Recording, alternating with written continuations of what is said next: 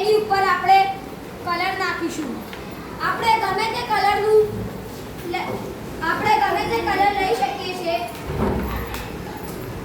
હવે કાગળને વચ્ચેથી ફોલ્ડ કરીશું.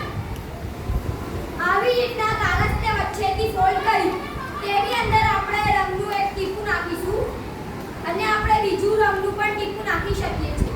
પરંતુ હમણાં આપણી પ્રવૃત્તિમાં આવું છે, ચાલો રંગના એક ટીપાથી પેટર્ન બનાવીએ. આપણે અહીંયા એક ટીપું રંગ લઈ લીધું છે અને તેને વચ્ચેથી ફોલ્ડ કરીશું અને તેને હવે આપણે ફેલાવીશું. હવે આપણે એમ કરીશું તો બંને બાજુ જે છે તે પેટર્ન આપણી તૈયાર થશે. એટલા માટે આપણે કલરને ફેલાવીશું. હવે આપણે જોઈએ છીએ કે આપણી જે ડિઝાઇન છે, જે આપણી પેટર્ન છે તે કેવી બની છે. આપણી જે